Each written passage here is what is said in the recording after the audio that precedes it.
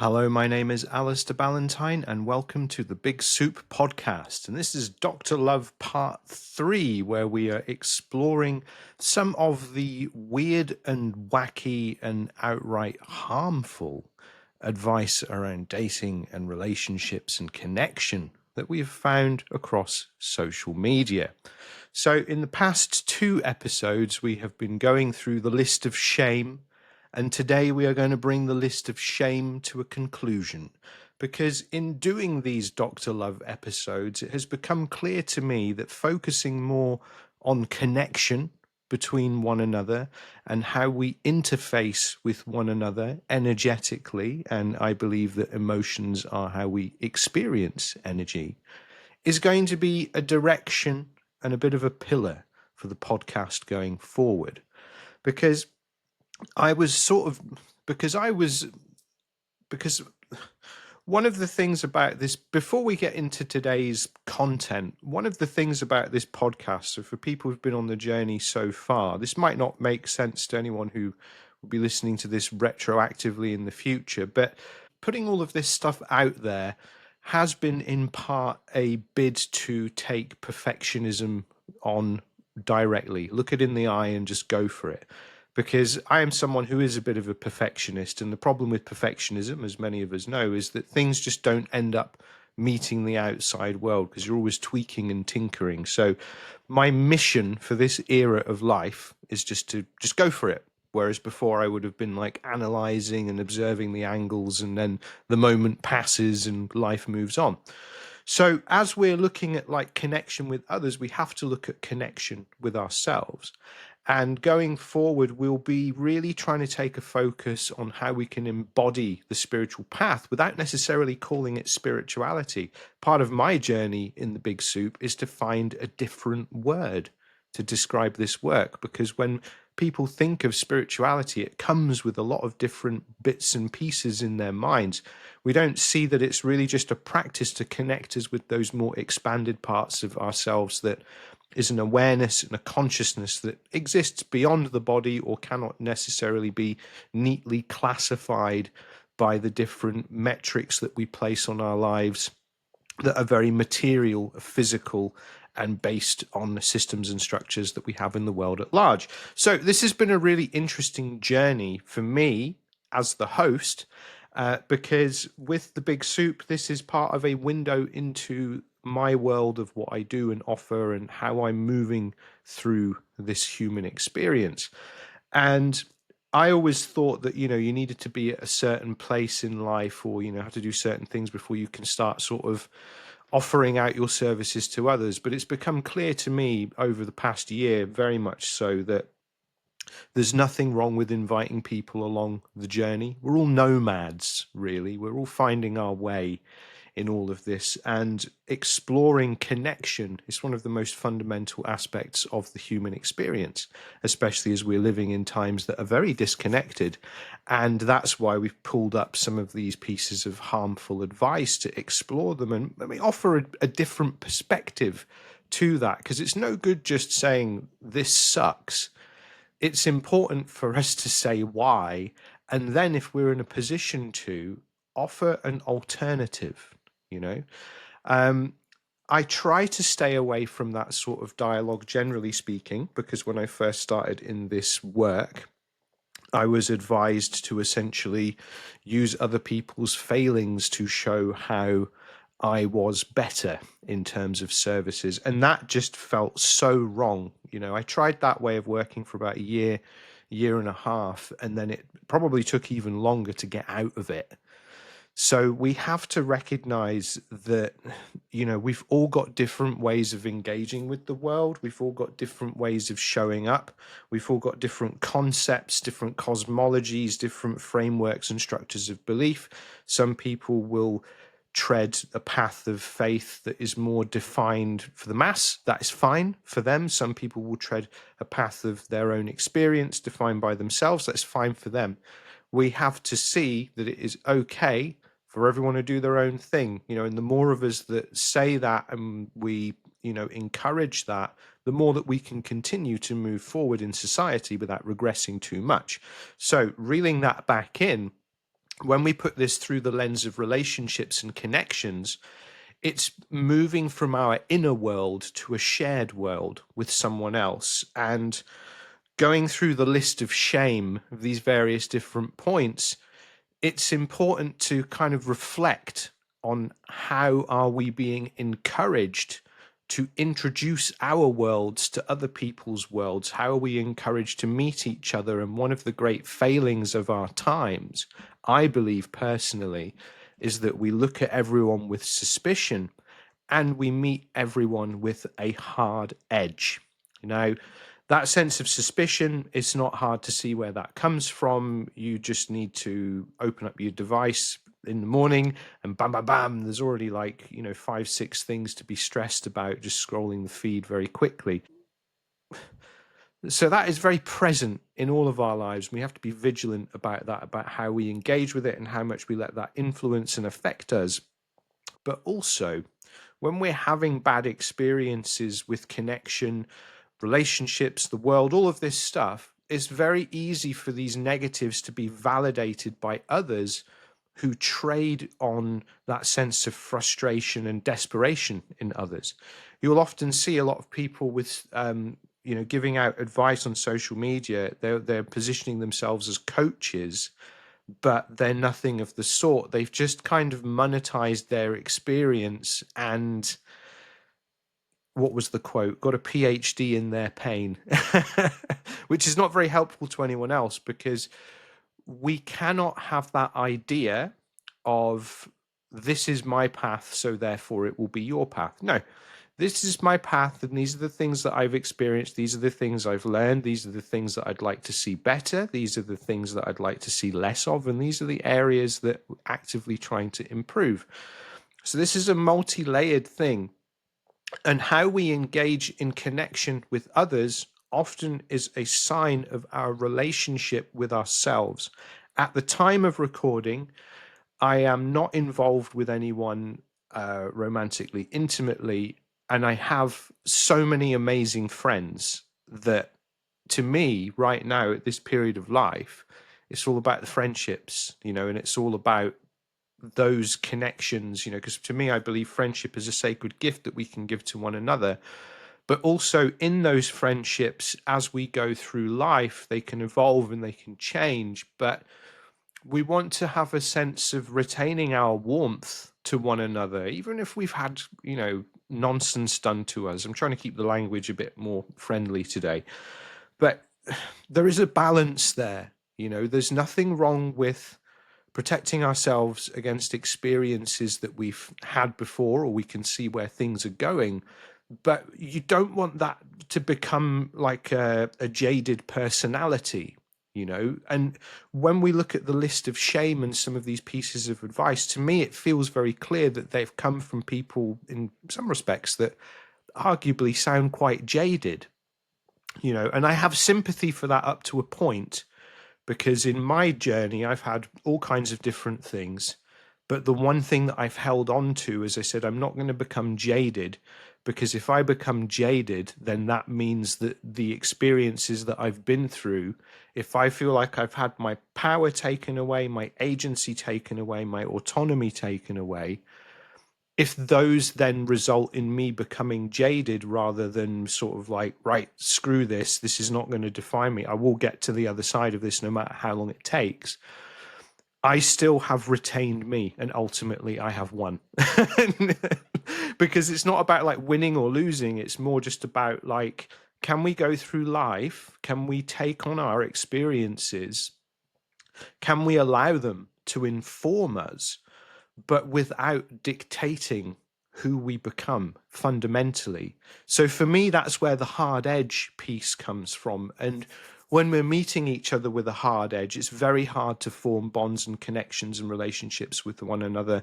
And also it can feel a bit like you've got to jump through loads of hoops before you can open up to one another. So there is a nuance there, because it is important to make sure that we're not just like completely open to absolutely everyone at the drop of a hat.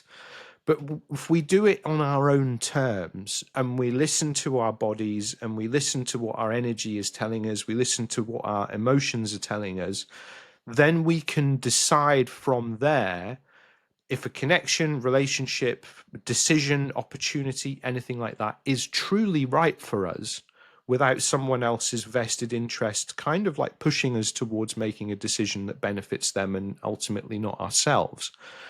So exploring the list of shame and these regressive ideas around establishing connection with others has, from my perspective, has definitely created a few threads to pull on that are quite interesting for the next stage or stages of this journey in the big soup. So yeah, I think that's really, I wanted to share that because I think that's important, because we need to, again, we need to see the context of stuff. When you look through the episodes of this podcast, it might seem like things seem a little bit random here. Things seem a little bit unusual. But so that's why it's important to keep coming back to the idea of unifying concepts. So ultimately, we are exploring connection. The problem that we're facing at large is disconnection, barriers to connection, and a drought of meaningful connection. Now, I tend to think that when people talk about meaningful connection in this discussion, they're talking about romantic relationships and, of course, close personal friendships. Now, close personal friendships grow over time. You may have an affinity with someone very naturally, very quickly, but that has to grow and evolve. And then with romantic relationships, we can end up front loading them and placing so much expectation upon them while minimal expectation upon ourselves. We're outsourcing the agency there. It gets a little bit difficult. So this is again where I think the list of shame and these ideas and examples are not doing people any favors. So today's first point on the list of shame is test them, ignore them, provoke jealousy, and create mystery. Now, I have seen so many reels or videos, whatever platform you want to call them, of people who have set up their partners in a way of trying to see if they trust them or not. I can't remember what the show was. I think it was, like that show Catfished, or that kind of thing. Like it was something like that. Not that show exactly, but that kind of vibe. And I remember seeing someone had set their boyfriend up to see if they were loyal to them. They'd think they'd arranged for someone to flirt with them, and then at the end they were united, and then the guy said, I don't want to be with you. Like, if you're going to do this kind of thing, this is not okay. That's the first example that could come to my mind, but I have seen other stuff as well where people are trying to engineer situations where someone has to prove their loyalty. Now, this is heinous in my view, and I have a couple of perspectives on it as to why I think that's heinous, but in the spirit of openness and honesty that I like to operate with, is that used to be me. That used to be me when I was like in my early 20s, because I was so deeply rattled and traumatized by my growing up and the insecurity and instability of the home unit that there was part of me that was seeking safety and seeking a sense of belonging. And what I didn't realize at the time was the way I was engaging with situations and partners was almost as if like they constantly had to prove themselves. And I have never said that so openly in this forum. I've spoken about this like with family and friends along the way. And obviously, like we're looking back like 15, 16 years here, and then a little bit longer to actually anchor it in. But what I really regret is the harm that that would have caused. And it doesn't matter if it's intentional or not. It's that another human being on the receiving end of unlearned lessons, unintegrated energy, and an unawareness of the self, just because sometimes When you go through these things, your awareness comes when you screw up. You screw up when a situation in the present is influenced by the past, but there is no bearing of anything that happened in the past on the present other than how you're seeing the situation and how you're feeling within yourself. So when we are testing people, making them jump through hoops, is creating an instability and an insecurity very early on in the connection. It's not healthy, you know. And the question I always have come to ask myself is, well, how would you feel if you were on the receiving end of this?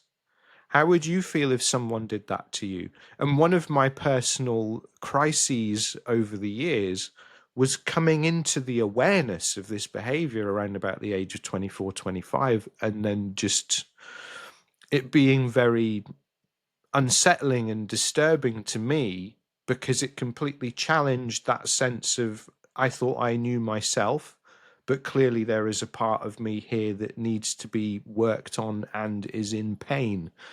And when you go through those things yourself and you do that work and you integrate those parts yourself, I'm not saying like you weave it in and it disappears. You're still going to have your moments where things can be tender, things can be soft. But as it's an ever unfolding journey, you can recognize that in yourself and at the very least take a step to stop that spilling out onto another person or the other person being on the receiving end. To me, as someone who is a teacher and a practitioner in the spirituality well-being world, treating people as the arena for learning your lessons is, to me, like a cardinal sin, because it is one of the most disrespectful things you can do to another human being, because we are connection starved in our world at the moment. And unfortunately, people are losing the ability to talk to each other about the softer stuff, not just the, the political, ideological stuff. People are losing the ability to talk to each other in so many different ways. And for me, I believe that we can improve that by improving the relationship with ourselves and allowing ourselves to find that sense of comfort and connection and acceptance within ourselves.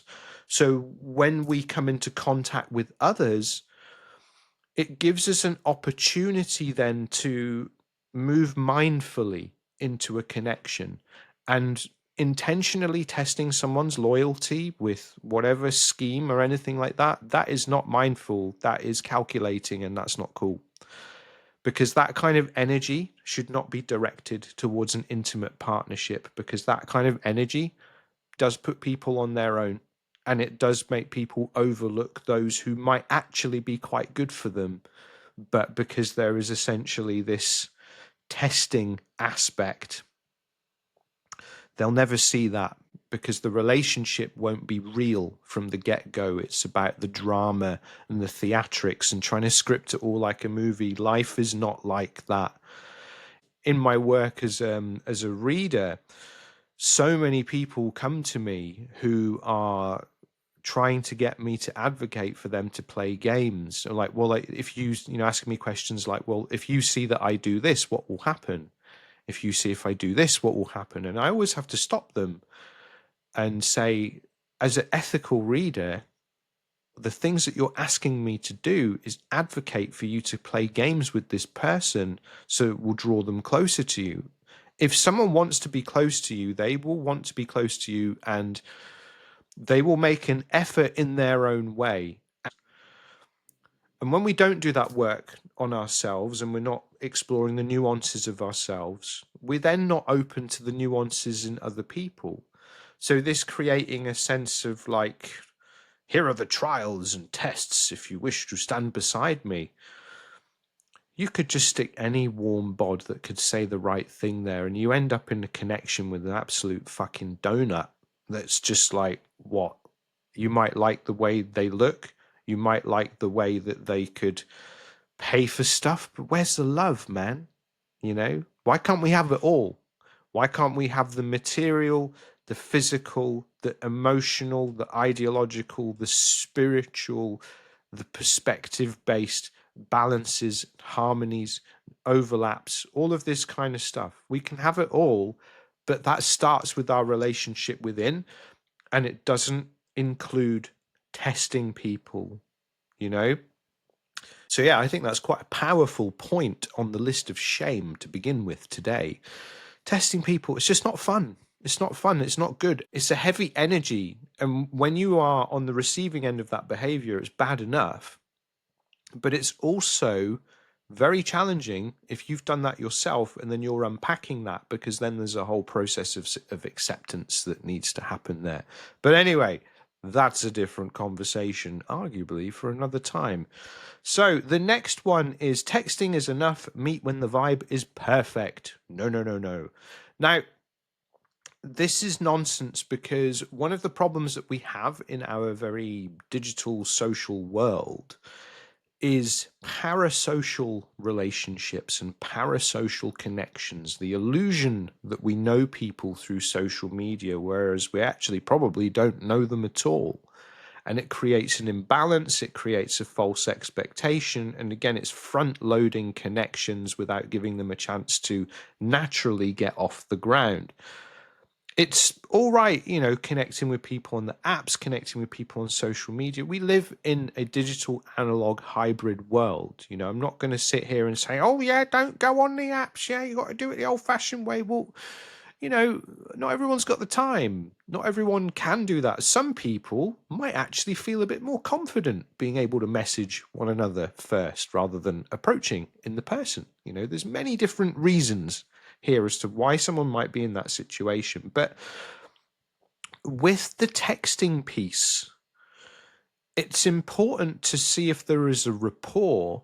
But, within that first week or so, you need to have a video call with the person or be arranging to meet up with the person. It's very easy to tell if someone is interested in you, because if you match on a dating app, chances are you'll hear from them within the first day or so, at least as a statement of intent.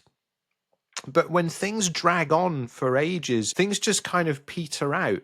Many good potential connections can fall by the wayside very readily because we're hiding behind the bloody screens, So there's never going to be a perfect vibe. There's never going to be the perfectly structured experience. Everyone's different. Everyone has their plus points. Everyone has their challenges. You just got to go and see if there is a harmony there, and you'll figure out if that person's the right person for you in terms of how you feel in their presence. Butterflies aren't always a good thing. Sometimes these days, personally, I look for where my nervous system feels calm, because if I feel relaxed, I can be myself. If I feel tense and like I'm having to stand on ceremony or something like that, nah, it's not right. That's not a right kind of connection, and you can't find these things out if you're not actually spending time with one another. So it's important that, we are more mindful in terms of our connection, so we don't create a false sense of expectation of situations. It's really weird to me, again, in my work as a reader and as a tapping practitioner, when I see people talking about connections and then they're saying, oh, they were talking, and I see people talking about connections and they're like, yeah, we've been chatting online for 3 months. It's amazing.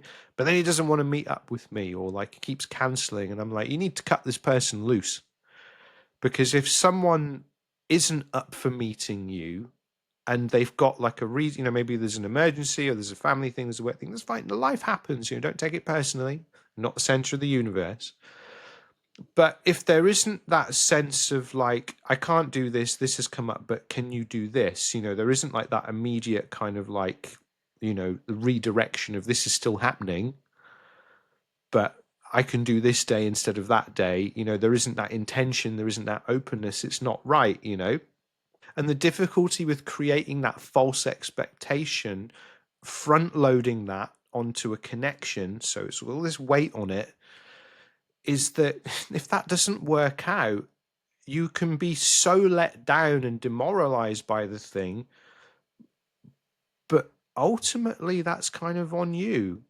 You know, and that's a real, like, I feel harsh saying that. I feel really harsh saying that, because there's so many times when I think back over my life over the years where I've done that as well. Again, we talk about, coming through like the trauma in the upbringing and this kind of thing and seeking that sense of safety. Suddenly, like, you have to be really careful, because then if something feels really good and it doesn't translate, it's just like, it can be like the worst feeling. But ultimately, the hardest conversation I ever had to have with myself was like, bro, you're doing this to yourself, man. Not everyone is for everyone, and that's okay. But also, you can't put all of those needs into another situation and make someone else partly responsible for that. That was a very difficult lesson in my younger years. But the reason why I want to be open about that is I don't like it when practitioners or people come and they claim like they have all the answers, or that, like, their turds don't stink, or whatever analogy you want to use here. Because for me, it's important to recognize that we're all on the road, we're all on the journey, we're all on this experience of mining the unfolding wisdom of life. So we've all got something to add to the conversation. But yeah, I just don't want people to be disappointed. I want people to be happy, and also I want people to remember that people are people, and no one out there is the ideal, perfect person. You just got to see how you vibe with each other. And again, this sort of front loading it with, let's just put all of the information out there, let's just do all of this stuff right up front and center. It's very unnatural, because if you've been through difficulty in your life and relationships, and then you share that level of intimate information with another person, and then it doesn't work out, it feels like someone walks away with a piece of you. So please, my friends, be mindful of that. That's really important. And this leads us into our next point. Replying instantly, or it's a red flag. Oh dear. Now, this is another one that speaks to the problem of viewing ourselves as the center of the universe. Because when we view ourselves as the center of the universe, it doesn't take into account the rhythms and dynamics of other people's lives. Everyone's life is on a rhythm. Everyone's rhythm is different. They're interfacing with the world in a different way. And it's in the spaces in that rhythm where you have the chance to connect with one another. And the idea that we're supposed to be instantly accessible to everyone is totally unnatural. That's what's screwing up our sense of trust in connection. That's what's totally chipping away at our anxieties and all of these things, where we're becoming these really heightened, emotionally driven wrecks because someone's not replied instantly, or maybe they've seen the message and they can't reply right now. You have to think of it in a way that when you send a message to someone, that's it. It's, you've pushed the envelope through their letterbox, and you might see someone come and pick that up straight away through the glass, but it doesn't mean you're going to get a reply straight away. Would you rather have an immediate reply, or would you rather have a thoughtful reply? For me, I would rather send the thoughtful reply or receive the thoughtful reply. Sometimes when there's a conversation going, it can be like back and forth, and that's great, but that's when the moments align within your life. That's when the rhythms align. That's when the orbits of your lives align. And it's just for a moment. It's like two people passing each other in the street, As a connection grows with someone, then yes, the communication will open up. But still, even then, expecting people to reply instantly is just crazy. For me, as someone who was born in 1984, that first part of life without the kind of instant access level of communication compared to now is insane. Even if you had a mobile, and it'd still cost you to text your friends, so you wouldn't be like just texting each other all the time. So again, it was very much like, let's arrange this. Cool, I will see you there. We need to bring that back, and also, like, if we're going to talk to each other, let's create opportunity to have a conversation on the phone or on a video chat, that kind of thing. When we recognize that there is more to be gained from the quality of communication rather than the quantity of communication, that can help bring us out of the anxiety of relationships where we give our agency away to the situation, to the other person. We worry about what they might be thinking. We worry, oh no, they've not messaged me back in a day. Maybe they've met someone else. Have you seen the way the world is at the moment? Everyone has to work so much, and sometimes in their downtime, it's literally just like, bam, I can't deal with anything right now. I'm going to watch the TV or whatever, and then I'm going to go to bed, and then the next day it repeats. You can lose days, weeks to this kind of living. And it's very easy when you're trying to establish connection with someone to not recognize that your lives may be running at different speeds. And this is something, again, I see a lot as a reader when people are like, oh, this person's not replied, what's going on? And I'm seeing this person spinning all these different plates, all these different things. And I said, they've just got all this stuff going on, and you've just got to be patient with them, which they don't like, as you can imagine. But, this is where I say to people, you send a message, go fill up your own cup, go do something that you feel fulfilled in. Or if you have an anxiety around the communication or maybe a sensitivity around rejection, look into something like EFT. As a tapping practitioner myself, I do work over Zoom, so I can, serve people all around the world. If you are interested in that, just head over to my site and check it out. But for me, I was really sensitive to rejection in my earlier life. No one likes to be rejected. No one likes it, but you don't have to make it your whole flipping personality. You, you can, if you're sensitive to it, you need to become stronger, and you need to see that rejection from another person might not be a rejection of you as a human being. It might just be a sense that, well, do you know what? Maybe this isn't right. Doesn't make it wrong. Doesn't make you wrong. Doesn't make you a failure. But when we have that healthy relationship with self, we're not going to then take that on if someone rejects us, but we're also not going to then be staring at the phone for it to buzz every 5 minutes, which I have caught myself doing. Even like recently, like, if there's a heavy conversation going on with someone, I can't really do anything else until it's resolved. So I'm there like staring at the phone, like, and then I catch myself and go like, dude, like, this is not healthy. This is the same energy, but in a different situation. So I share that because we're works in progress, and we're always going to have opportunities where we need to kind of address things at the subtler levels, at the deeper levels, and we come back on our lessons like a spiral, sometimes going up from a more expanded perspective, sometimes going down where we have to take a closer look because maybe we missed something last time round. So, just chill. Just chill. On the flip side, as someone who works online, I do have to engage with social media quite regularly. So there will be people I've maybe messaged for one reason or another. They'll message me, my phone's in my hand, I see it, I'm there. I'll message them back straight away. Sometimes people are just busy. Sometimes people are available. Sometimes people are interested. Sometimes people are not. Sometimes it's got nothing to do with any of that. And it's just the rhythm of the day. Free yourself. This is another anxiety point that we don't need. And if we're there, like, hanging on the telephone waiting for our love interest or whatever to call or text or whatever, you've given them so much power.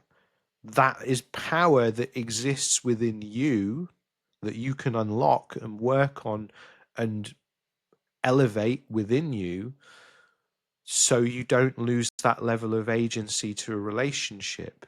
When you come into a relationship as a complete person as you can be by yourself, the relationship will support autonomy and agency. of everyone involved, because it's coming into it with a different energy. And it's little things like this that help us set that energetic tone from the beginning.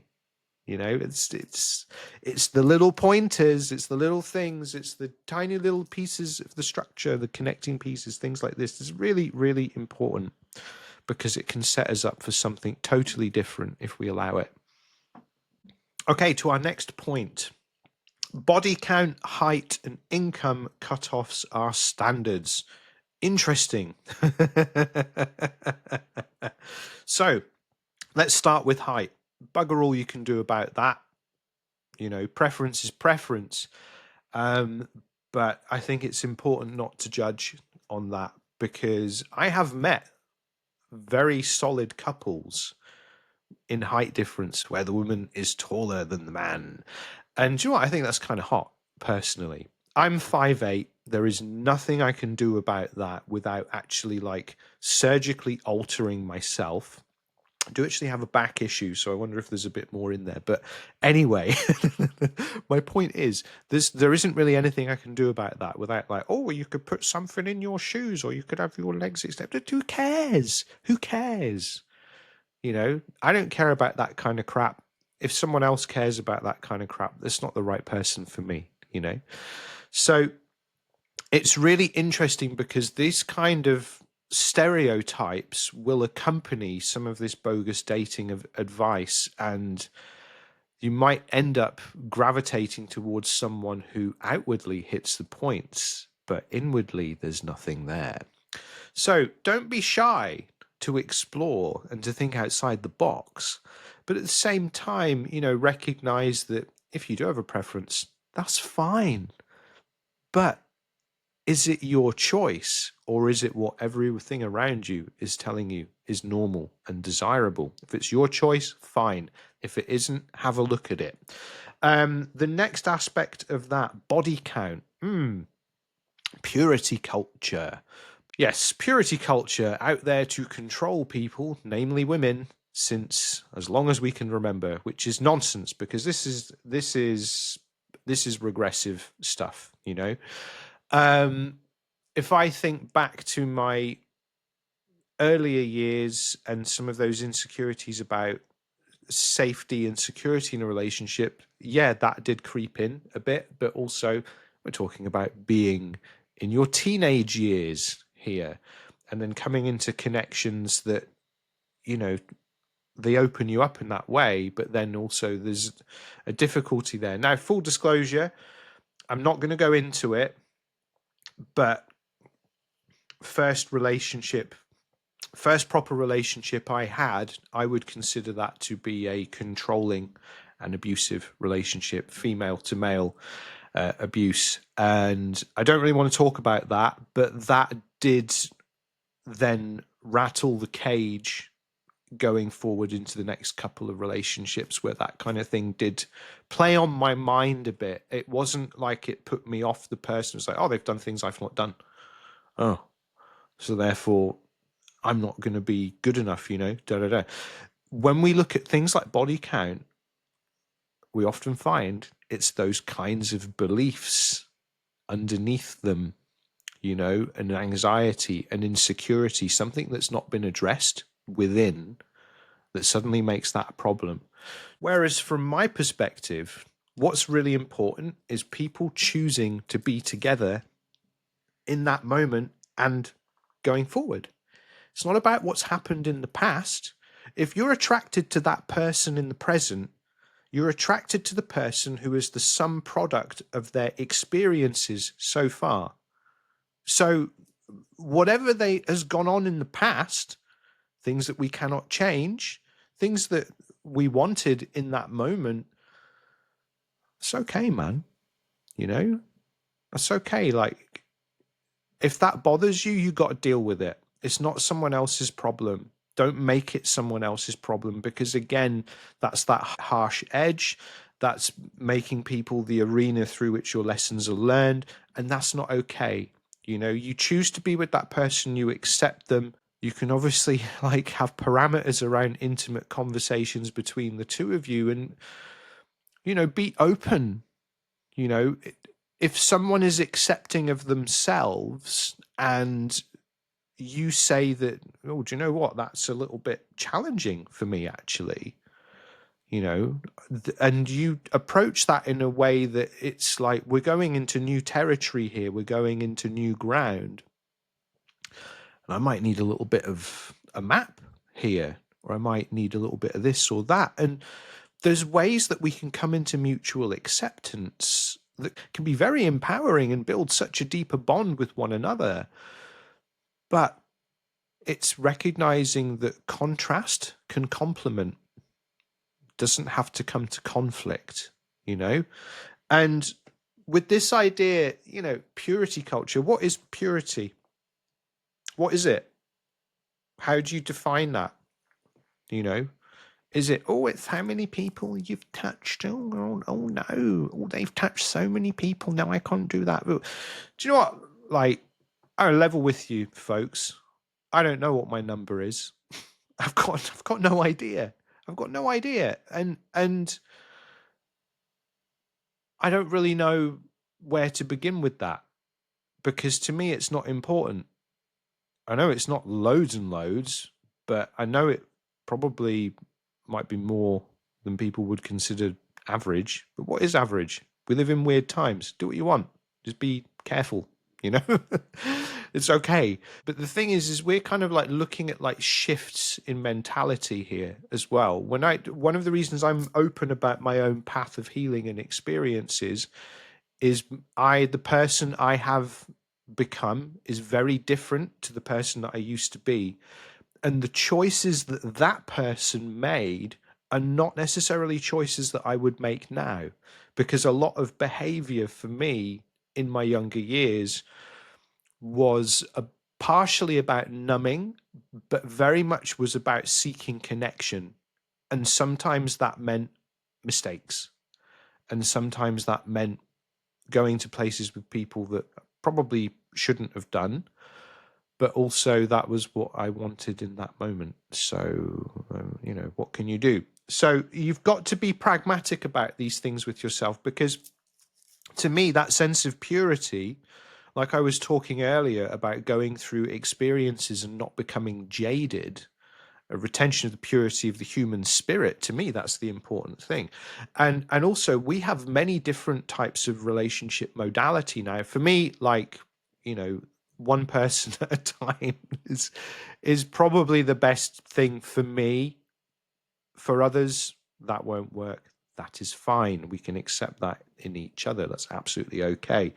So when we have this kind of recognition that maybe we need to look more at character, maybe we need to look more at the person, and communication is the key. If there's something that you find challenging, but you really care about your person, you have to tread that pathway to inner acceptance, but also don't be shy to talk about stuff. You know, just don't make it a fight. Don't start picking on each other. Don't start thinking less of each other because choices that have been made that you can't do anything about them, which have also informed the perspective of the person looking at you, the person into you, the person that you're building that connection with. But you might have walked very different paths in life, but they've led you to that same moment where your paths intersect with each other. That's where the beauty is. That's where the magic is. You know, we can't let that become diluted by nonsense ideas that are really backwards, that actually don't take into account that maybe people have made different decisions over the years, and maybe people don't identify with who they were once upon a time, and who they are now is such an evolved realization of self that you can't judge them. You can't judge them by who they were.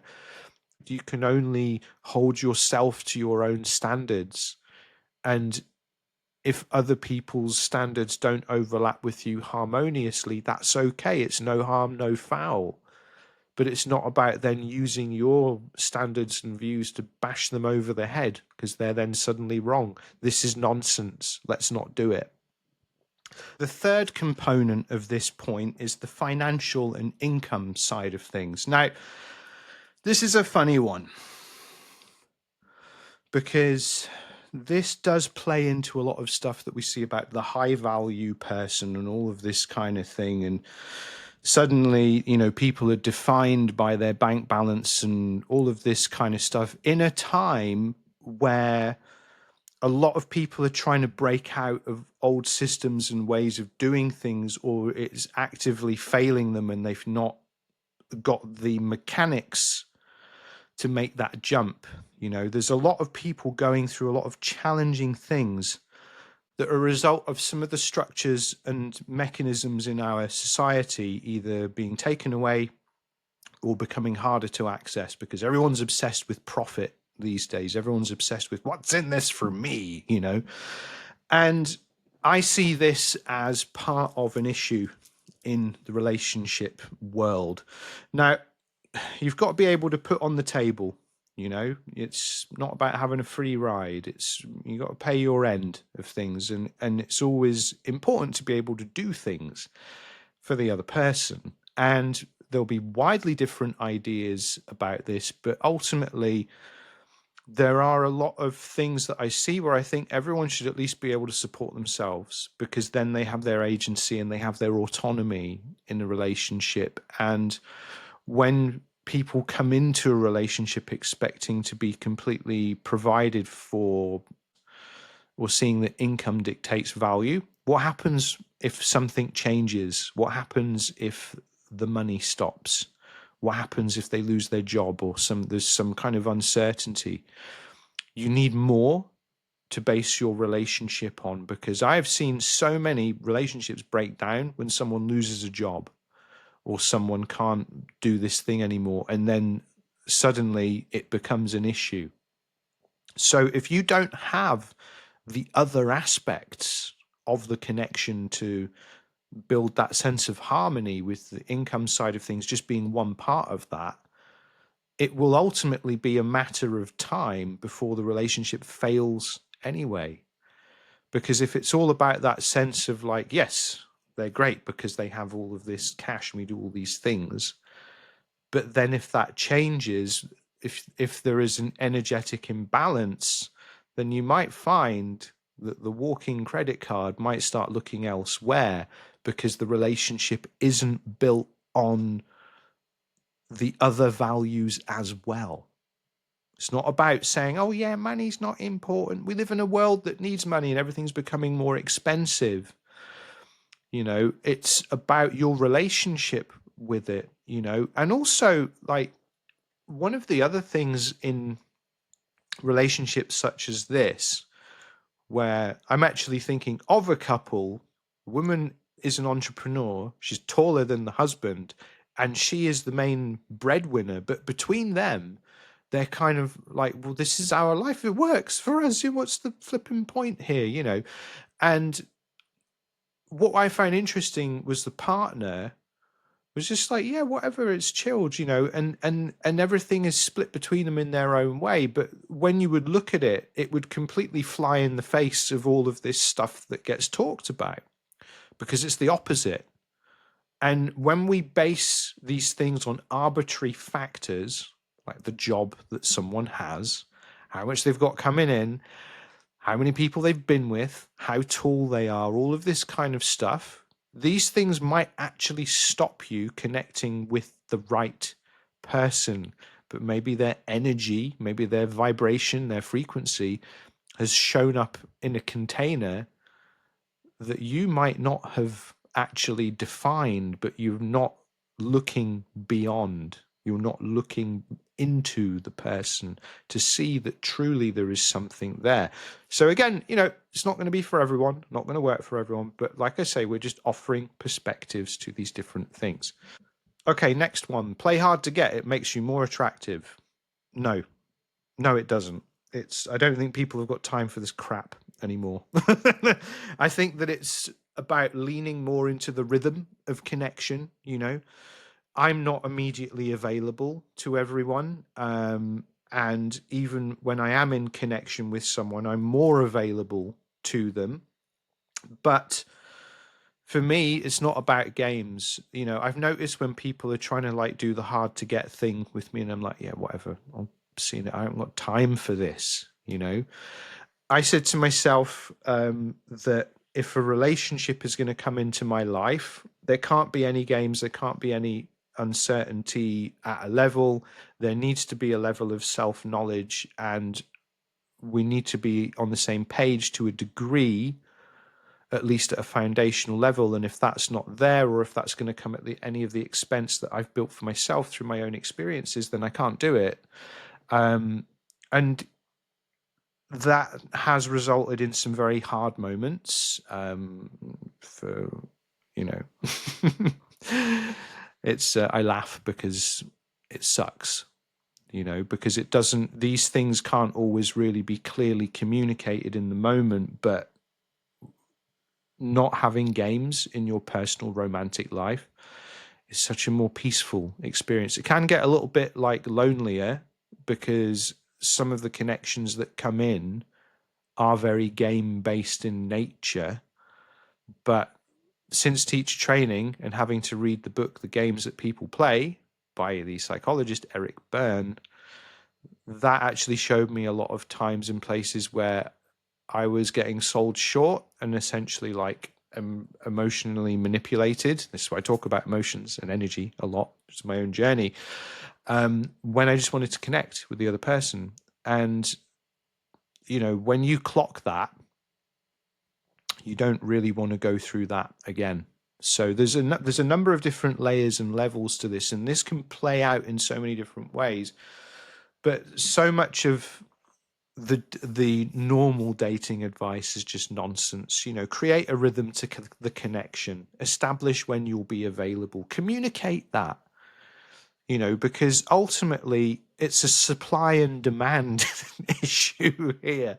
But it's more of like, instead of supply and demand, it's more like imply and demand, which is that's a bad energy, man.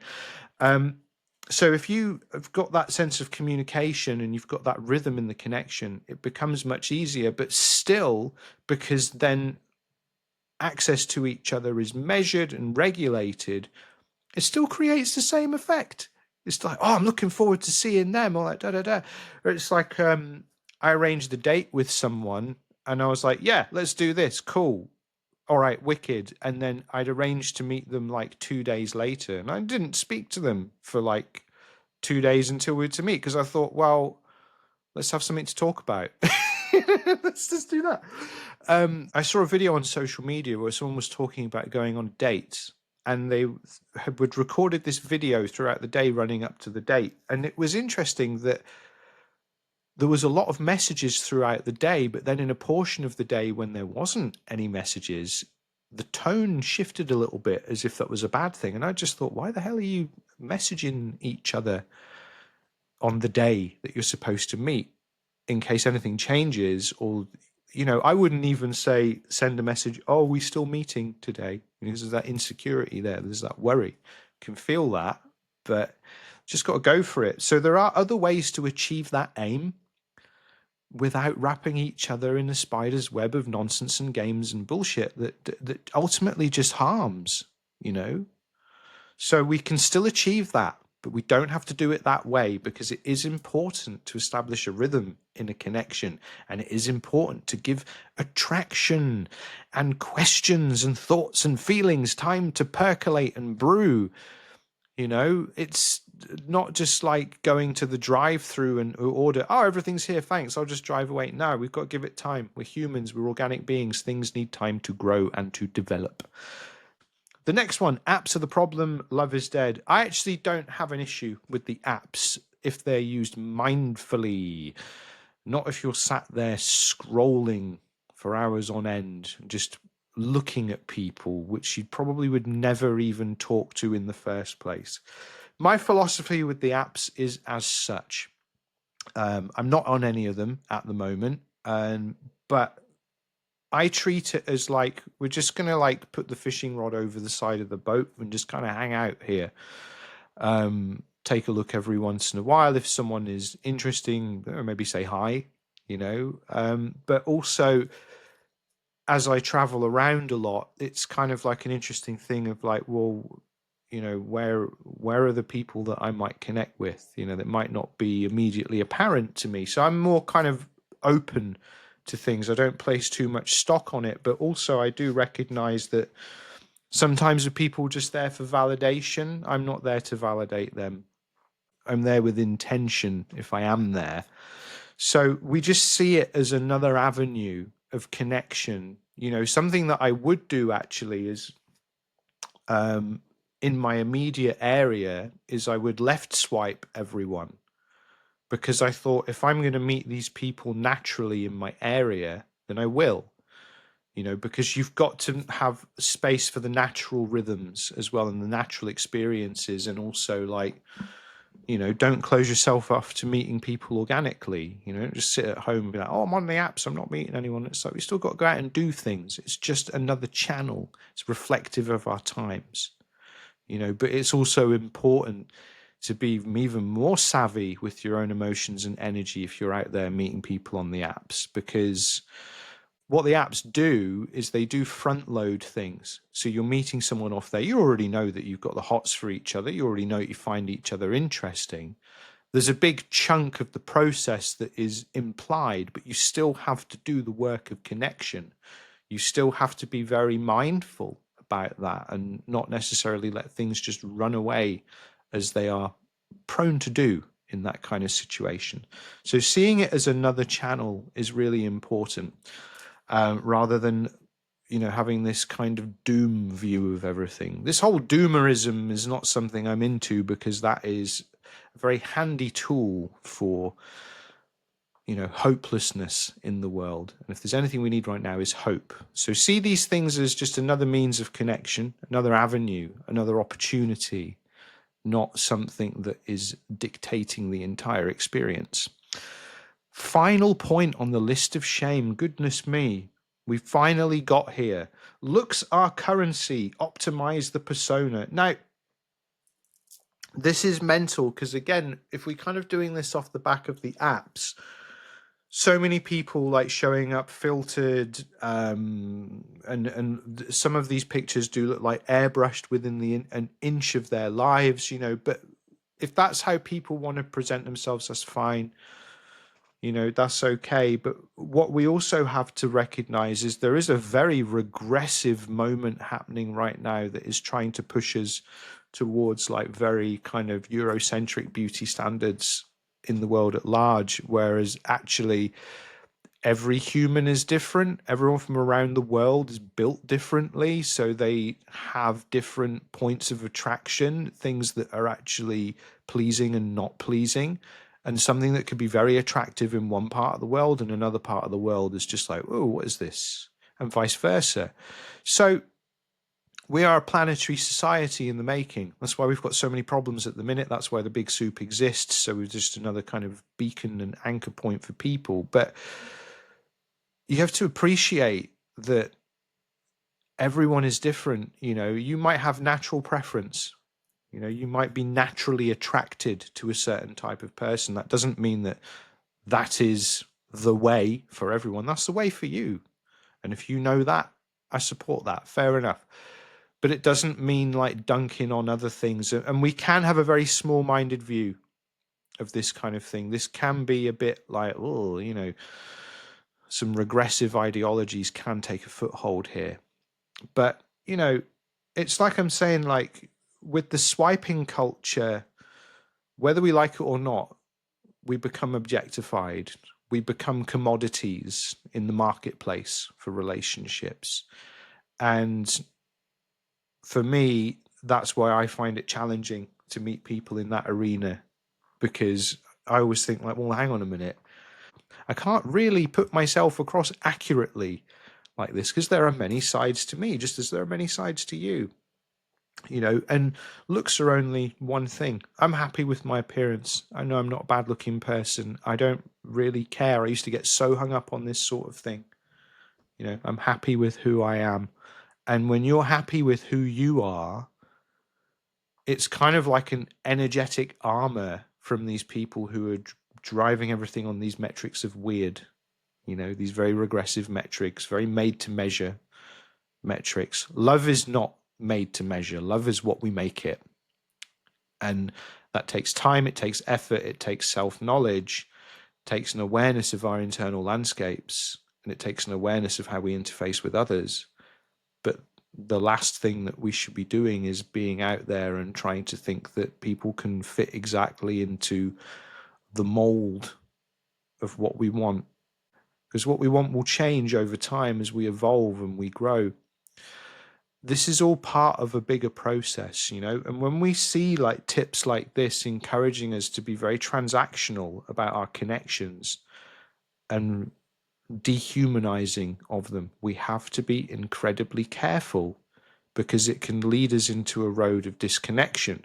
When we're disconnected, it's very easy for us to end up in situations where we can be exploited, whether that's in our romantic relationships, our professional relationships, the world at large, communities, anything. Driving disconnection is not the vibe that we need in the world right now. If anything, we need to be better connected with ourselves. And that's where we're going to be setting sail for on our next stage of the Big Soup voyage. We will be doing more of this work and exploring those nuances and dialing it down. So this first period of the Big Soup draws to a close in a way. I was thinking about this, getting ready to record this episode. It feels like a turning of the page. It feels like this first period to establish the vibe. We've done that work. Now we need to go deeper. So if you would like my help and support on your journey, come over to my website, alistairballantyne.com. Link is in the show notes. You can also follow me on social media at alballantyne, which I believe is my handle across most platforms. But otherwise, feel free to explore my site, my range of offers, and how I can support you in various different ways of personal spiritual development, personal well-being, being in touch with yourself, and improving your relationship with self and with others. This is my jam. So as always, it's been a pleasure. Thanks for tuning into this episode of Big Soup, and I will see you next time, where we shall be continuing the voyage, but into the deeper waters.